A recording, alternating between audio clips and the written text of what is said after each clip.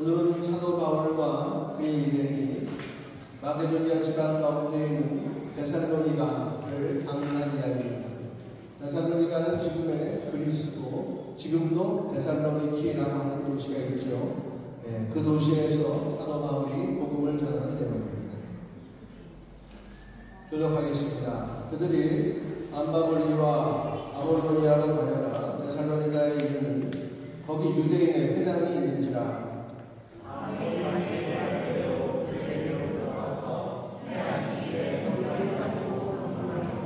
뜻을 풀어 그리스도가 해를 받고 죽은 자 가운데서 다시 살아나야 할 것을 증언하고 이르되 내가 너희에게 전하는 이 예수가 곧 그리스도라 하니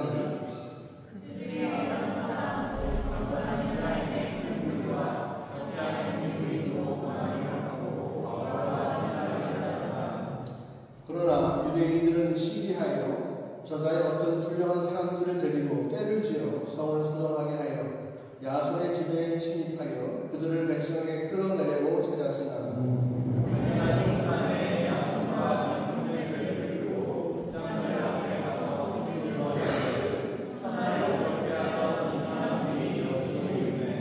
야손이 그들을 맞아 들였도다. 이 사람들이 다 가이사의 명을 거역하여 말하되 다른 임금 곧 예수를 하는 이가 있다 하더이다 하니 야손과 그 나머지 사람들에게 보석금을 받고 놓아줍니다. 아멘. 사도 바울이 아시아로 가지 말고 마게도니아나 가라라고 하는 주의 음성을 듣고 유럽 땅으로 이제 발걸음을 옮겼죠.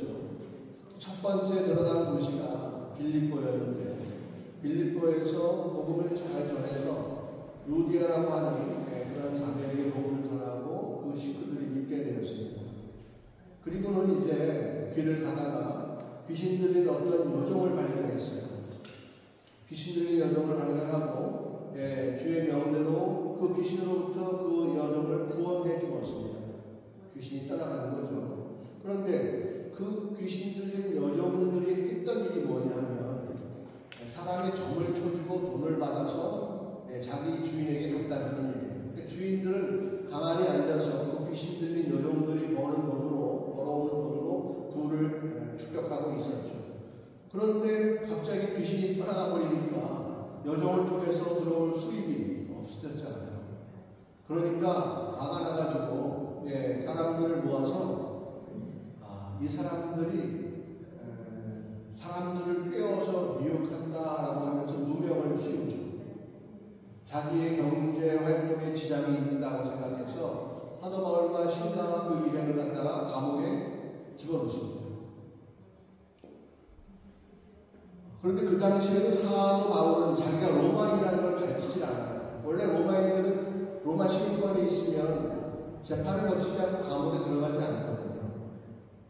근데 사도 바울은 입을 다물고 아무 말도 하지 않았어요. 감옥에 있으면서 주님께서 감옥의 문을 열어주시고 탈옥하게 하시는데 그 사건을 통해서 같이 있던 간수들, 빌립보에 있는 간수들, 교도소 간수들을 다 전도하죠. 그런 일이 있고 나서 이제 아침이 되자 사도 바울이 로마 시민권을 갖고 있다는 걸 알고서 깜짝 놀라가지고 얼른 가시오 내보냅니다. 그래서 빌립보를 떠나서 사도 바울과 신라가 어디로 왔느냐? 오늘의 도시인 데살로니가로 온 겁니다. 데살로니가 와서도 어떻게 했습니까? 회당에 들어가서 3주 동안 복음을 전했어요. 3주 동안 복음을 전하는 가운데 믿는 사람도 있고 믿지 않는 사람도 있어요. 그런데 유대인들이 회당에 앉아있는데 예수 믿는 사람들은 아니잖아요. 근데 그 가운데 이제 생판 처음 듣는 복음을 전한 거잖아요. 근데 사람들이 이제 유대인들은 그 복음을 듣고 받아들이는 사람이 있고 받아들이지 못한 사람이 있는 거예요. 근데 받아들이지 못한 사람들은 이게 가만히 보니까 우리는 지금 로마 황제의 보호 가운데에서 그래도 회당을 유지하고 유대교를 지금 지키고 있는데 여호와 하나님을 섬기고 율법을 지키고 있는데 갑자기 와가지고는 유대인이라고 하는 자가 가말리엘 문화생이라고 하는 자가 바리새인이라고 하는 자가 와가지고는 예수 얘기를 하고 예수가 죽었다가 살았다는 이야기를 하고 또 구약을 보면 그럴 수밖에 없는 것이 다 살펴있다고 얘기하고 예수가 바로 그리스도시다. 그리스도를 너희가 죽였도다. 이런 얘기를 하니까 이거 감당할 수가 없는 거죠. 네. 감당할 수가 없는 거예요. 그래서 그 사람들이 막 저자에 있는 깡패들을 모아가지고 불량배들을 모아가지고 사람들을 막 동원해서 사도 바울과 그의 이름이 반황제 세력이다. 그죠? 반황제 세력이다. 반로마 세력이다라고 얘기하는 거예요. 저들에게 다른 임금이 있다. 그 임금의 이름이 예수라 하더라. 또 완전히 정치적인 그런 범죄자로 취급하는 거죠. 우리가 아까 보았지만 빌립보에서는 경제활동을 방해하는 자, 먹고 살지 못하게 만드는 자라고 사도 바울과 신라를 이렇게 공격했다면 이번 데살로니가에서는 정치적인 이유로 너는 반황제파야 이러면서 이제 막 잡아 죽이려고 그러는 거죠. 그때 근데 회당에 들어갔는데 회당에 있던 회당장 야손의 집에서 머물렀는데 이들이 이제 그 깡패들을 동원해가지고 야손의 집을 쳐들어가가지고 바울을 끌어내려고 했지만 바울이 없는 거예요. 그러니까 회당장 야손만 끌어다가 감옥에 쳐놓고 어딨냐 풀어 뭐 야간을 쳐서 뭐 나올 게 아무것도 없잖아요. 보석금을 내고 그를 받고 그를 풀었다라고 얘기합니다. 그 사이에 이제 사도 바울과 신라는 데살로니가를 떠나서 거의 도망가듯이 떠나서 어디로 갔습니까? 베레아라고 하는 지역으로 도망갔습니다. 베레아. 근데 그 지역 사람들은 굉장히 신사적이고 또 복음을 잘 받아들였다 이렇게 얘기를 합니다. 자, 오늘 유럽의 세 도시, 마게도니아의 세 도시, 빌립보 그리고 데살로니가, 그 다음에 베레아, 이 세 지역에 복음이 전파되는 내용과 그리고 그 지역 사람들이 복음을 어떻게 받아들였는가 하는 그 얘기를 간추려서 말씀을 주셨습니다. 복음은요, 예수님이 이 땅에 오신 이후로 우리 가운데 기쁜 소식은 자기 길을 쭉 가고 있습니다. 복음이 가는 길은 우리가 이렇고 저렇고 한다고 해서 흔들리거나 높아지거나 낮아지거나 왼쪽으로 치우치거나 오른쪽으로 치우치지 않아요. 복음은 하나님의 뜻대로 자기 길을 그대로 쭉 가는 거예요.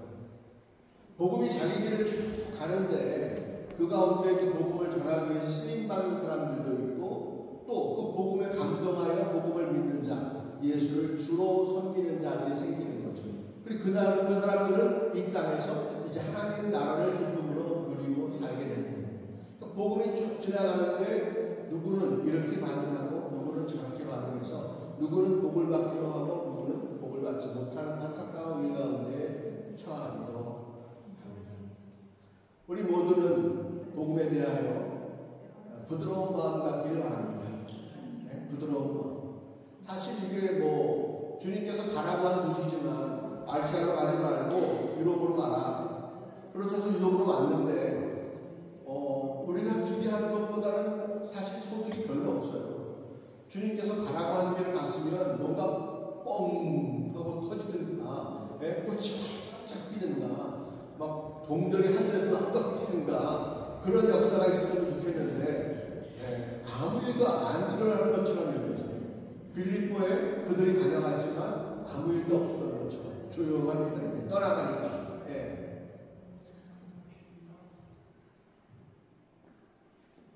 하나님은요, 그렇지만 그 하나님의 길을 계속 가고 있는 거예요.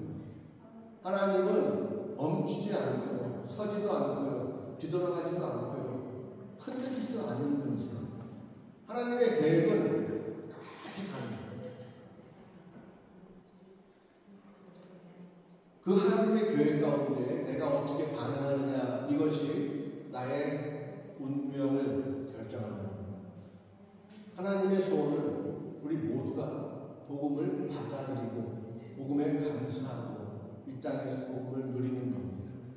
하나님과 함께 동행하며 하나님의 사랑을 마음껏 누리는 그러한 인생을 우리가 살게 되기를 하나님은 간절히 원하십니다.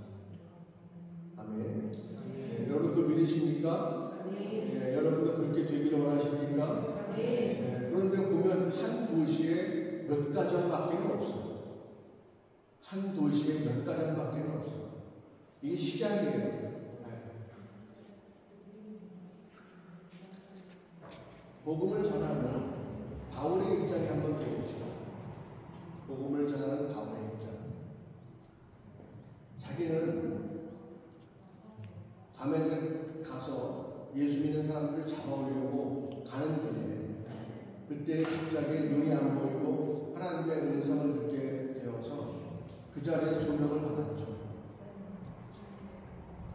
그리고는 이제 자기가 그동안 섬기던 율법을 다 버려버리고 오직 예수 그리스도를 주인으로 모시고 그 주인 예수가 자기에게 준 소명을 가지고 지금 그 길을 걸어가고 있는 거예요.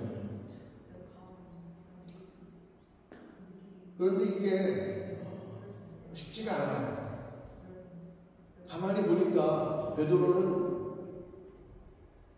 설교 한 번 했는데 3,000명, 5,000명이 예수 믿겠다고 교회로 나오고, 그런 베드로는 자기를 좀 멀리 하는 것 같고, 자기는 경험하고, 하나님을 경험한 게 그 예수 그리스도가 자기에게 말한 그 음성, 다메섹 가는 길에 자기를 만나 자기에게 해준 그 음성, 네가 핍박하는 예수라, 그거 하나밖에 없잖아요, 사실은. 이 사도 바울은 그 음성밖에 없기 때문에 사실은 이제 앞으로 자기가 쭉 사역을 하는 가운데 이 사도 바울의 가장 큰 초점이 뭐냐, 물론 영혼들을 구원하는 게 초점이지만 더 중요한 게 뭐냐면 나는 과연 하나님께 쓰임받고 있는가, 나는 과연 하나님께서 원하시는 길을 내가 지금 가고 있는가, 그게 사도 바울의 제일 큰 관심이다. 여러분도 신앙생활 오래 했지만, 교회생활 오래 했지만, 내 인생 정말로 이렇게 살아도 하나님께서 나를 받아주시나? 그것에 대한 여러분의 확증이 필요하시지 않으십니까? 사도 바울의 관심도 그거예요. 베드로는 뭐 엄청난 일을 하면 안진뱅이를 일으키죠. 뭐 그런 일을 했었어요. 근데 자기는 뭐 그냥, 어느 섬에 가서 이렇게, 불을 피려다가 이렇게 독사가 물렸는데 자기가 안 죽으니까 사람들이 자기를 막 신으로 섬기는 거, 그 정도, 하나님의 이름으로 섬기는 게 아니라 자기를 막 무서워로 섬기는 그런 일들이 막 벌어지고, 뭔가 자기도 하나님께 쓰임받는 이 사람이라고 하는 확증이 필요하잖아요. 주님의 주는 환상을 딱 보고 꿈에 마귀의 사람 보고 나를 도우라, 이리 와서 우리를 도우라라고 하는 음성을 듣고 갔는데 거기서도 벌어지는 일은 놀라운 일이 아니었잖아요. 게다가 그 전에 무슨 일이 있었어요. 원래는 바나바하고 같이 다니려는데 바나바하고 싸웠잖아요. 자기를 그래도 사도라고 인정해주고 자기와 함께 선교여행도 가고 자기와 함께 성경 공부도 같이 하고 자기를 교회 안으로 들어와서 교회에 잘 적응하게 해준 그런 바나바와 싸웠잖아요. 자기를 안디옥 교회에 소개해준 사람이 바나바잖아요. 안디옥 교회에서 파송받은 게 사도 바울과 바나바인데, 그죠? 그 바나바와 자기가 싸웠다는 말이에요. 내가 그 사람하고 싸우기에 맞는가 틀리는가, 그게 주님의 뜻인가 아닌가, 이것도 굉장히 괴로웠을 거라고요. 그때 싸울 당시는 내가 맞아 그래서 싸웠지만은 시간이 좀 지나고 보니까 그 일이 그렇다 싶기도 하고, 내가 그런 게 잘못된 건가, 그렇다면 주님이 나를 쓰시는 게 맞는가 아닌가 흔들리게 되죠. 빌립보에 전도했는데 고작 3가정 전도하고, 자기들 먹고 사는 거 방해한다고 막 감옥에다 집어넣고 하는 거예요. 이게 주님의 길이 맞는가? 이게 주님의 길이 맞는가? 데살로니가 왔는데 이제는 뭐 정치고 반함대 세력을 해가지고 막 진짜로 죽이려고 된 거거든요. 베레에까지 도망갔거든요. 근데 데살로니가 사람들이 베레에까지 쫓아와서 잡으려고. 그래서 베레에 그러면 전도 잘 하다가 갑자기 그 사람들이 내려오는 바람에 아테네 도망가고 갑니다. 신라와 또 디모데와는 또 헤어지게 돼요. 거기서 또. 그 바울의 머릿속에는 진짜 하나님께서 인도하시는 길이라면 이게 진짜 이런 길이 맞아? 이런 길이 맞아라고 하는 의식이 계속 들었을 거예요.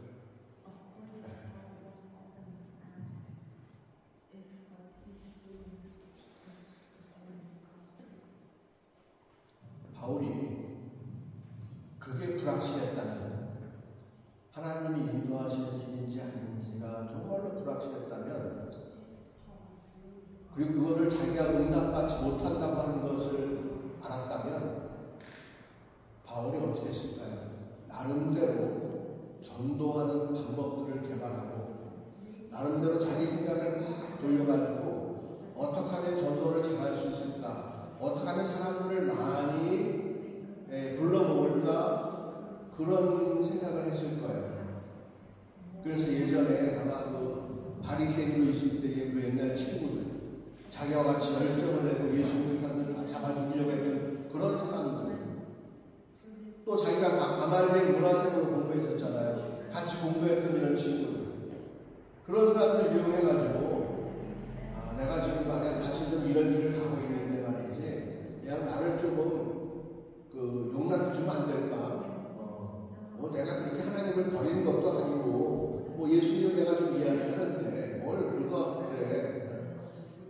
이래가면서 인간적인 방법을 사용하지 않았을까요? 만약 하나님께서 인도하시지 않는 것인데 뭔가 인도하는 것처럼 보이기 위해서는 인간적인 방법을 써야 되는 거죠. 로만 시민권, 나를 감옥에 넣으려고 하는 사람들 앞에 로만 시민권을 딱 제시했을 겁니다. 나는 로만 시민권이야. 내가 재판 없이 내가 어떻게 감옥에 들어가 안 되는 거야. 근데 바울이 그거를 제시하지 않았어요. 왜 제시하지 않았을까요? 자기는 감옥에 들어가지 않을 수 있어요. 그죠? 근데 왜 그걸 제시 안 했을까? 이런 거죠. 차를 몰다가 교통수명을 잡혔는데 면허증 제시를 안 하는 거예요. 그 교통수명 얼굴만 계속 보고 있는 거죠. 바울이 왜 그랬을까요? 바울은 자기가 하는 일이 하나님이 하시는 일이라고 하는 사실을 분명히 하고 싶은 거예요. 그것만 있으면 자기는 매를 맞아도 좋고 감옥에 들어가도 좋고 강도를 당해도 좋고 죽을 뻔해도 좋고 풍랑을 당해도 좋고 뭘 당해도 좋은 거예요. 나에게 무슨 일이 닥쳐도 좋은 거야. 내가 하나님의 일을 하고 있고 지금 하나님이 나를 인도하시고 있다는 믿음만 생긴다면 나는 뭐든 좋은 거예요. 근데 사도 바울이 그걸 확증하고 싶은 거예요. 그래서 자기는 로마 시민권만 딱 보여줬으면 감옥에 들어가지 않아도 될 거를 그가 안 보여주는 거예요. 하나님이 어떻게 하시나? 하나님께서 어떻게 하시나? 나는 주님께서 인도하시는 그 길이 하나님이 인도하시는 길임을 믿고 내일 아침에 발생할 그 일은 주님께서 하신 겁니다라고 나는 믿겠습니다는 거죠. 그랬더니 밤에 옥문이 벌어지고 밤에 사람들이 예수를 믿게 되고 아침에 자기는 풀려나고 그때에 비로소 보여주는 거지. 봐봐, 나 이런 사람이었거든. 나 로마 시민권 갖고 있는 사람이야. 이었어. 니들이 나를 재판도 하시고 가만히 두는 것은 니들 잘못이야. 그때 이 바울의 심정이 어땠을까요? 하나님이 나를 인도하시는구나. 하나님이 나를 사용하시는구나. 이 생각을 바울이 확실하게 마음에 붙이게 되는 거죠. 그러니까 남들이 오해하고 남들이 나를 잡아 죽인다 하고 남들이 별의별 소리를 다 해대도 자기는 흔들리지 않아요. 아무리 설교하고 아무리 얘기해도 사람들이 믿지를 않아. 그래도 흔들리지 않아. 왜냐하면 하나님이 자기를 쓰시거든요. 하나님께 쓰임받는 믿음만 딱 있으면 뭐든지 다 이길 수가 있어요. 그러니까 바울의 소망이 그거지.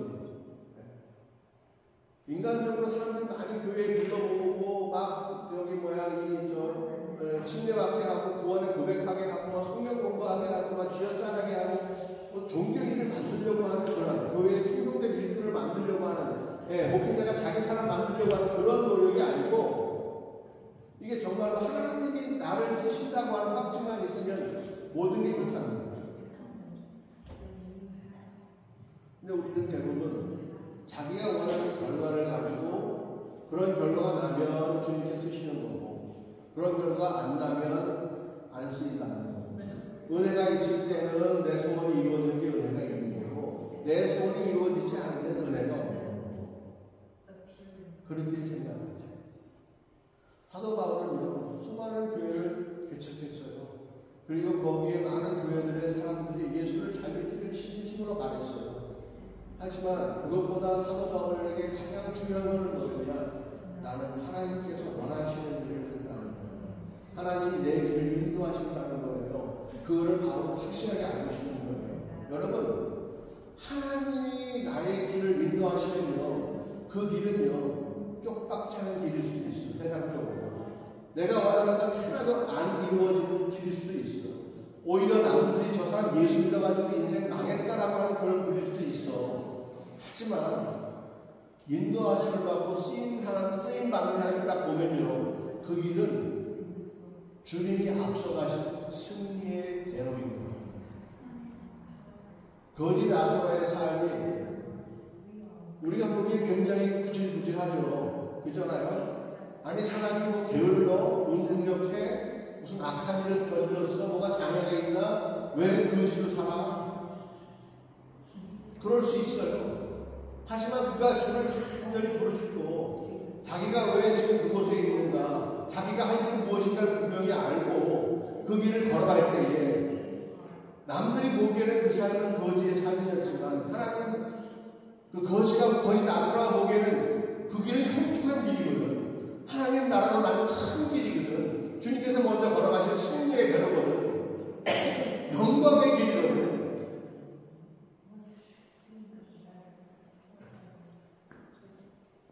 예수님 오실 때 축복하기로 된 사람이 있잖아요. 시므온이라고 하는 사람, 신약시대에 예수님 태어나서 이제 8일째에 할례받으러 성전에 나오실 때에 그때 예수님 처음 보고 예수님께 축복기도 해준 사람이 시므온. 그 사람의 소명이 그거잖아.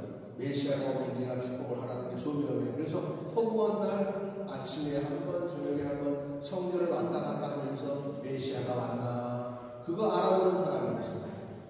다른 사람들이 보기엔 그 인생이 얼마나 초라하고 한심스러웠겠어. 아니, 무슨 벼슬한 것도 아니고 지가 제세한 거 아닌데 아침 저녁으로 매일같이 2번씩 성전을 왔다 갔다 하면서 또 왜 저러고 있나. 그 시몬이라고 하는 사람도 자기가 하나님께 받은 넌 예수를 기다렸다가 축복해, 그 소명을 잊어버렸다면 나는 왜 이러고 있지? 그럴 거라고. 근데 그는 그 소명을 붙잡고 늘 아침 저녁으로 계속 왔다 갔다 했거든요. 그래서 그가 남들이 보기엔 참 초라한 인생, 바람쥐 쳇바퀴 같은 인생을 산다라고 보았을지 모르겠지만은 그 자신이 왔을 때 하나님의 눈으로 자기 인생을 바라보면 그 인생이 승리의 대로라니까. 예수님께서 먼저 걸어가신 길이고 예수님께서 나를 인도하시는 길이고 아무나 걸어갈 수 없는 길이라고 합니다. 하나님이 나를 택해서 나를 위해 내어놓으신 길이라고 합니다. 그 믿음이 학생일 때에 인생은 형통한 거예요. 아멘 하세요. 여러분들에게 제일 필요한 건 뭐다? 하나님이 내 인생을 쓰신다고 하는 믿음이에요. 그것은 그냥 쓰시길 바랍니다. 이래서 생기는 게 아니고 실제로 그 일이 있어요. 우리가 죽은 하나님, 돌아가신 하나님, 이 땅에 살아계시지 않지만 살아있는 척 우리가 그렇게 하나님을 인정한다면 우리 마음대로 종교적인 일들을 해도 돼요. 이것도 하고 저것도 하고, 교회를 부르시려고 애를 쓰고, 그죠? 사람들을 전부 다 교회에 충성하는 사람을 만들려고 애를 쓰기도 하고,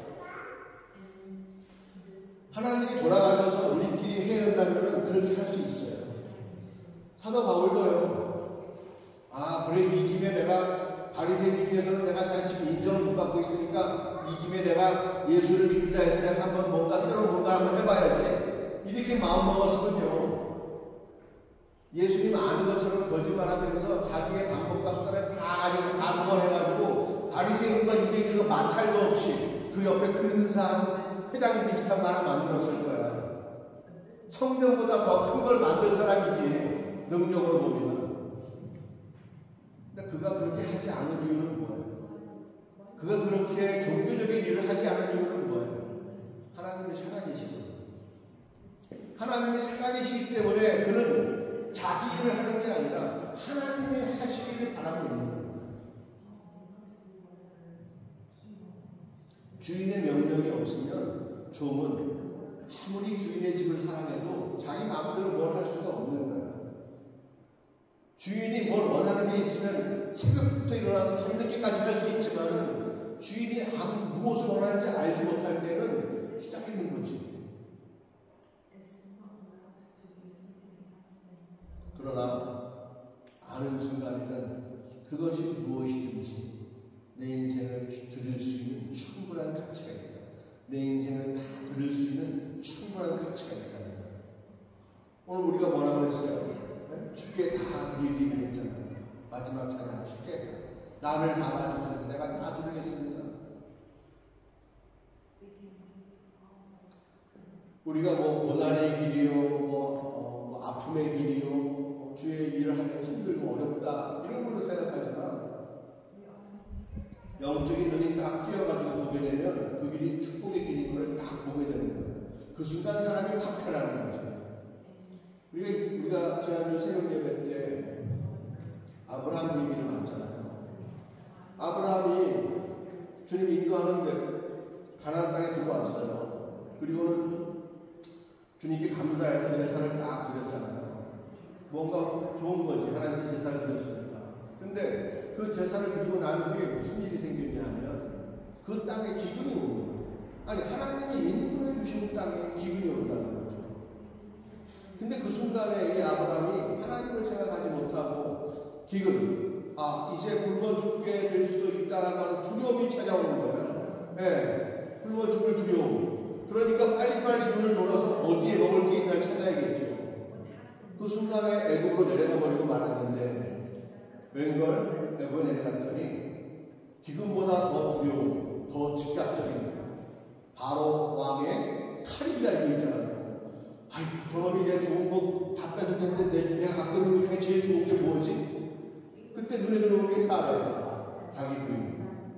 여보 저 바로가 나한테 갖고 있는 것 중에 제일 좋은 거 당신 뺏어갈 것 같은데 나 목숨 좀 유지해줘. 내가 당신 남편이라고 하면 나 죽이고 당신 뺏어갈 텐데 누이라고 하면 그냥 당신만 갔다 오면 되잖아. 하나님께서 개입하셔가지고 바로로 하여금 악한 일을 못하게 하고 다시 돌려주잖아요. 야, 너 부인은 부인이라고 해야지. 왜 생겼냐고. 양도 주고 소도 주고 다 줘가지고 다시 돌아왔어.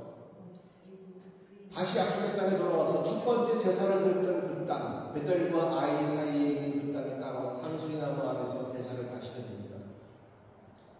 그리고 나서는 무슨 일이 벌어졌습니까? 그리고 나서 벌어진 일은 바로 이제 목처지가 너무 작은 거예요.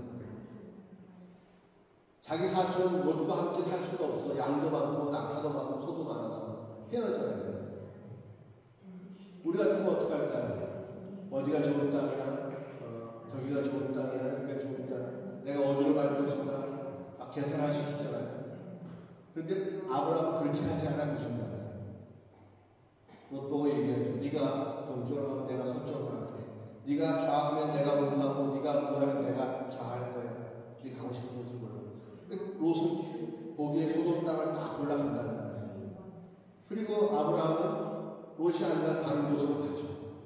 근데 그 순간에 하나님께서 딱 나타나셔서 뭐라고 그러냐면요. 네가 지금 거기 서서 바라봐라. 동쪽을 바라봐라. 서쪽을 바라봐라. 남쪽을 바라봐라. 북쪽을 바라봐라. 보이는 끝까지 다 네 땅이다. 축복을 주시고 제사를 드리는 게 목적이 아니고 제사가 끝난 후에 나의 삶이 변화가 됐을 때에 하나님께서 큰 복을 주시는 거예요. 내가 드린 제사를 주님께서 받으셨는가 받지 않으셨는가 증거는 그 다음에 나의 삶이 주님과 가까워졌는가 멀어졌는가 보는 거예요. 가인은 제사 드리고 주님과 멀어졌잖아요. 그래서 아벨을 죽이고 말았죠. 근데 이번에 아브라함은 첫 번째 제사는 실패했지만 두 번째 제사는 성공한 거예요. 왜? 그 이후에 자기의 삶이 변할지 어떻게? 주를 믿는 삶. 설령 저 롯이 좋은 땅 다 가져가고 나는 저 사막밖에 없다 할지라도 그 길은 주님께서 내게 주신 것이 맞습니다라고 하는 그 믿음을 가지고 딱 나가게 되잖아요. 그걸 주님께서 기뻐하시는 거죠. 내가 아브라함을 책임지고 내가 아브라함의 길을 인도하고 있다는 사실, 그리고 그것이 아브라함에게 제일 좋은 거라는 사실을 아브라함이 믿고 있잖아요. 하나님이 너무 기쁘신 거예요. 한 가지 일이 더 벌어지잖아요. 무슨 일이에요? 그 가나안 땅에 전쟁이 벌어졌어. 가나안 땅에 세계대전이야. 북쪽에 4개 왕이 연합해가지고 남쪽에 있는 5개 왕과 붙어. 4개국, 5개국 막 전쟁이 나는 거야. 그 순간에 소돔과 고모라가 망해가지고 롯도 포로로 끌려가고 시골을 다 포로로 끌려가고 모소야, 야미야 다 뺏겼어.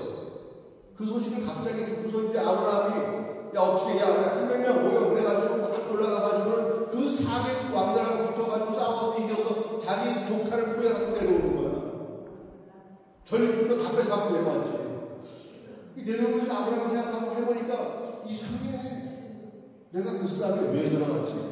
내가 무슨 땀나고 무슨 용기를 내서 내가 거기 들어갔지? 저 4개국이나 있고 여기 5개국이고 내가 어떻게 그 왕들을 싸워서 이기냐고. 300명 가지고. 아무도 이게 내가 그렇게 실력이 좋은가? 어깨가 으쓱했다가도 내가 한 게 아닌데 의심도 들고 그런 상황으로 다시 내려오고 있는데 그때 누구를 만납니까? 멜기세덱을 만나죠. 살레마 멜기세덱 하나님의 제사장. 그를 딱 만났는데 그가 포도주와 빵을 갖다가 아브라함에 딱 주면서 하는 말이 이 전쟁의 승리의 주인 되신 하나님을 찬양할지어다 딱 그러는 거야. 그 얘기를 딱 듣는 순간에 아브라함이 아멘 했지. 지금까지는 이 전쟁을 내가 이겼는지 누가 이겼는지 내가 어떻게 싸우겠는지 알지 못하고 그냥 어떻게 이겼나 보다라고 내려오고 있는데 전쟁을 누가 싸웠다라고 하는 사실을 분명히 밝혀주거든. 멜기세덱이 뭐라고? 하나님이 싸우신 거야. 하나님이 승리하신 거야. 말씀해 주니까 그때 아브라함이 다 깨달아. 아이고 하나님 하셨습니다. 아멘. 그러면 11조를 딱 드리기를 작정하죠. 그리고 나서 누구를 만나요? 이제 소돔왕을 만납니다. 소돔왕은 굉장히 계산이 빠르잖아. 저 인간이 가서 저걸 다 뺏어왔는데 다 달라고 그러면 뭐 어떡하지? 아브라함 수고했어. 내가 너는 전리품 다 가져. 양, 소, 뭐 다 가져. 나는 사람만 많을게. 그렇게 제안을 해요. 아브라함한테. 얼마나 유익되는 이야기야. 사람들이 많으면 나랑 할 게 많으니까 사람 좋은 게 좋아.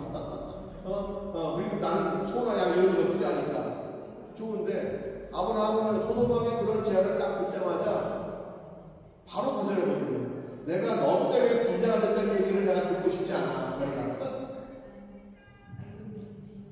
하나님이 하신 일이 무엇인가를 딱 보는 순간 깨닫게 되고 그동안의 마음에 평안이 딱 임하고 확실해지니까 세상에 도전해 와도 물리칠 수 있는 힘이 생기는 거예요.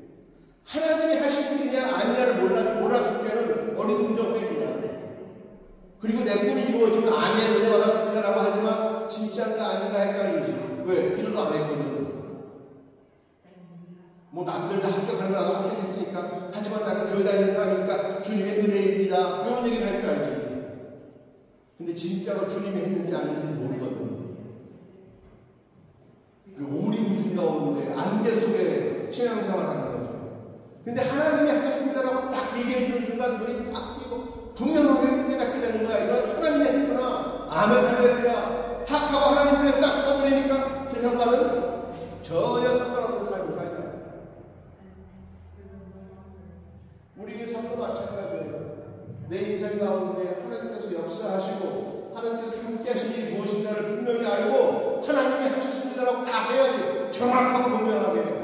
그것 때문에 내 마음의 상태가 바뀌는 거야. 그것 때문에 나의 시선이 바뀌는 거야. 그것 때문에 내가 세상을 이길 수 있는 힘이 생기는 거야. 어떻게 감히 아브라함이 소돔왕한테 그렇게 얘기할 수 있어요?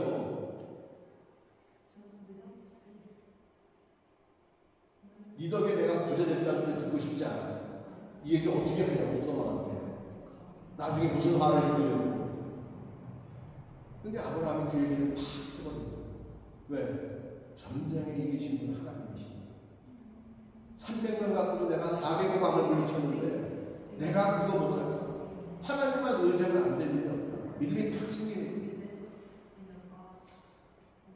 우리가 하나님이 하신 일을 목도하고 분명하게 딱 마음에 새기면 우리는 능히 세상을 이길 수 있는 힘도 생기고 하나님을 온전히 경외할 수 있는 힘도 생기고. 우리가 왜 신앙생활을 칠갑처럼 걸고 있느냐? 한 번도 그런 경험이 없어요. 그거는 우리가 첫째는 기도하지 않았기 때문이고, 둘째는 확실하게 감사하지 않았기 때문이에요. 여러분, 감사는요, 자국이 나면 감사해야 감사한 거예요.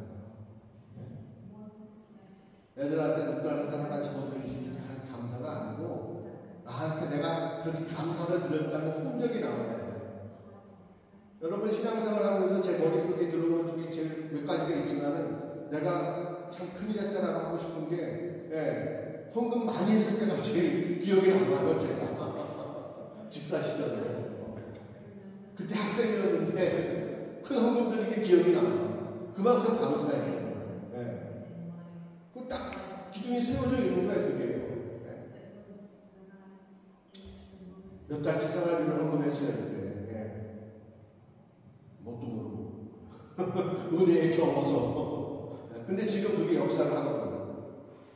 나를 하나님한테 바꿔서 하나님이 하신 일을 분명하게 딱. 여러분, 방언 받고 뭐 그러신 분들 계시잖아요. 병도 낫고 입학도 하고 뭐 다 있잖아요. 기도해서 확실하게 하세요. 하나님이 하셨다고. 바울도 보세요. 욕먹고 다니고 의로 터지고 감옥 다니고 진짜 어머니가 굉장히 슬퍼하실 거야.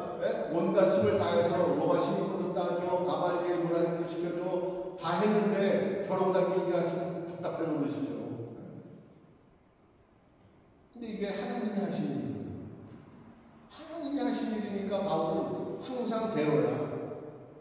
남들은 넘어지고 쓰러지고 힘들다 어렵다 막 그런 것처럼 보여, 바울의 인생이. 하지만 바울은 그렇지 않아. 길이 쭉 열리는 거예요. 여러분, 뭘 바라세요? 넓은 길은 두 가지가 있어요. 하나는 사망의 길이지. 넓은 길은. 남들 다 가는 길로 쭉 가면 돼. 멈추지 말고 달려가면 사망의 길을 갈 수 있어요. 반면에 좁은 길로 가면 그 좁은 길이 사실은 넓은 길이에요. 그 좁은 길은 영광의 길이에요. 여러분이 바이마를 떠나시기 전에 꼭 이 말이 여러분 마음속에 이해가 되길 바랍니다. 그 좁은 길이 넓은 길이더라.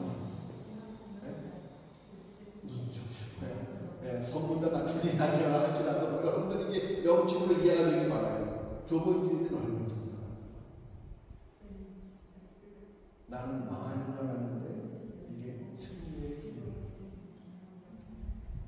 지금 설령 뭐가 막히고 안 되는 것 같고 힘들어 보여도 여러분, 그 일을 하나님께서 하신다고 믿어보세요. 그리고 그것이 믿어질 때까지 기도하세요. 안 믿어지면 빨리 바꿔야죠. 그러면요, 그 가운데 하나님께서 길을 내주시는 게 보여요. 하나님이 하시는 일들이 보여요. 우리 그 원리를 깨닫게되면요, 다음번에도 얼마든지 그 길을 택할 수가 있어요. 내게 말씀하시는 주님이신 그 길을 내가 택할 수가 있다니까요. 그 좁은 길을 가는 게 물론 쉽지는 않아요. 자기만 고생하면 되나요? 자기 주변 사람들도 고생하잖아요. 식구들 고생하잖아요. 오늘 보세요. 죄 없는 야손이 감옥까지 왜 들어갑니까? 그리고 낼 필요도 없는 고소금을 왜 내고 감옥에서 나와야 됩니까? 생각해보세요. 그 사람은 사도 바울하고 그 일에 집을 빌려준 것밖에 없어. 와서 묵다 가라고. 그렇잖아요. 3년 동안 회당에 와서 말씀을 전하는데, 바리새인이 와가지고 말씀을 전한다는데 자기 집을 빌려준 게 당연하죠. 그랬는데 뭐 난리가 나는 거죠. 복음을 전하다 보면요, 주님의 길을 가다 보면요, 내가 피해받는 건, 내가 손해보는 건 괜찮은데 내 주변 사람은 다 손해볼 때가 있어요. 우리 그것도 감당하고 그것도 이길 수 있어요. 우리 인간의 눈으로 보기엔 절대로 쉬운 길은 아닙니다. 하지만 믿음으로 한 발자국 내어드리면요, 굉장한 길이 쭉 열리는 거예요. 30년 넘게 독일 땅에서 같이 신앙생활하는 후배가 하나 있어요. 유학 후배예요. 여러분, 성악하는 여러분들의 선배고, 배트몰트에서 같이 유학을 했는데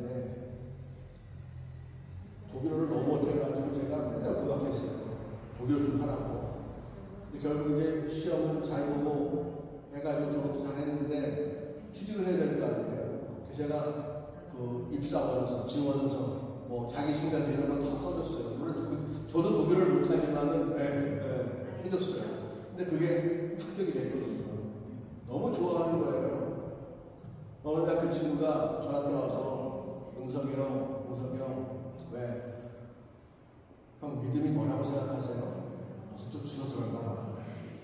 형 믿음이 뭐라고 생각하세요? 갑자기 그런 거를 딱 물으니까 대답할 게 없더라고요. 믿음은 바라는 것들의 실수하고 못하는 것들이 준 거야, 막.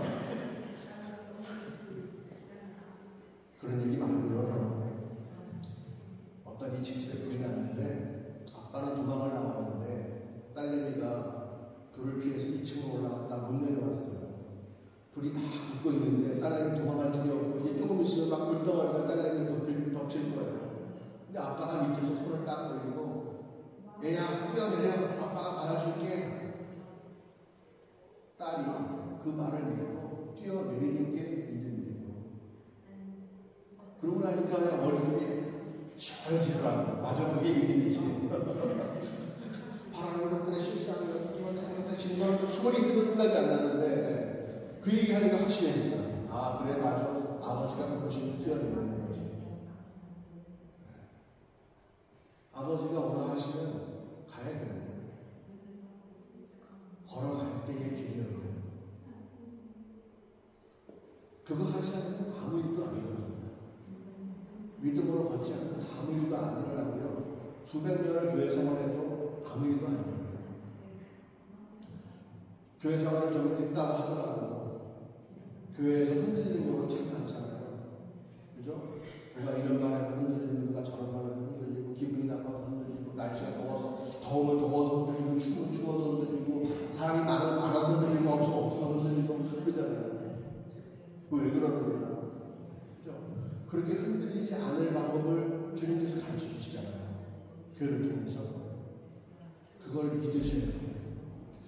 그걸 믿고 그 어리석게 보이는 그 방법에 여러분들을 내어드리세요. 그래야 힘이 생기고 그래야 지혜가 생겨요. 그래야 이길 수가 있어요. 근데 막 자존심도 있고 뭐 그렇게 내가 꼭 교회 열심히 해야 되나 이런 생각도 들고 여러 가지 생각이 다 들잖아요. 시간도 아깝고 공부해야 되는데 말이죠. 물질도 아깝고 난 그렇게는 못해. 다 그러죠. 그럼 계속 그렇게 사는 거예요. 교회는 교회대로 막 주님의 인도하심 받고 막 돌아가고 있는데 나는 나대로 그냥 살아가는 거죠. 둘 사이가 매끈매끈해. 기름칠한 배열이 같아. 쇠구슬이 막 돌아가서 하나도 걸리지 않아요. 아니죠.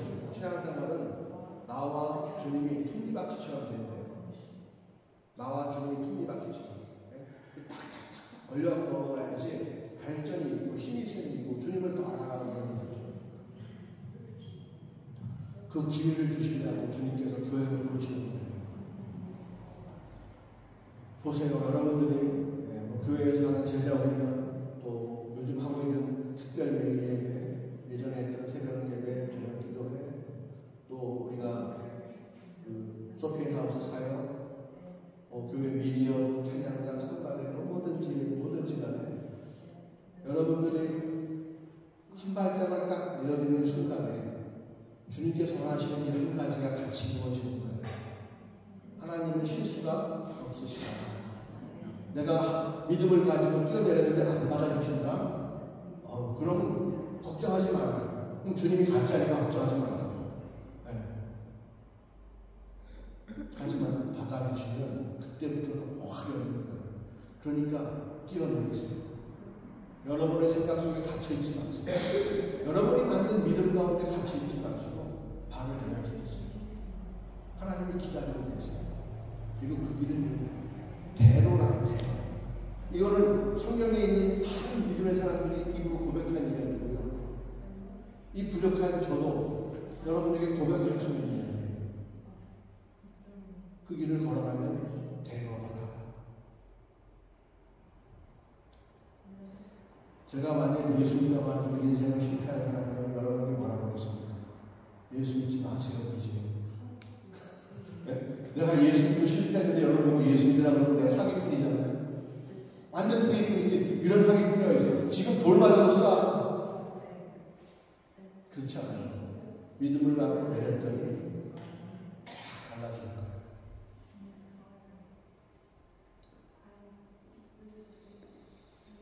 하나님은 우리를 위해서 그런 은혜를 예배해놓고 계십니다. 기독교인들을 위해서 예배해놓고 있는 게 아니에요. 나를 위해서. 여러분 한 사람 한 사람을 위해서 그 은혜를 예배해놓고 계십니다. 저도 그것이 제 건지 몰랐어요. 네, 근데 갖고 보니까 제 것이더라고요. 내 이름 써있더라고요. 이건 김웅석을 위해서 예배해놓은 거예요. 그 축복을 함께 나누시길 바랍니다. 아멘. 주의 길은 험한 것 같지만 좁은 길 같지만 믿음으로 내어드리면 승리의 길이고 개선자분이 걸어가는 길이에요. 승전가가 물려퍼지는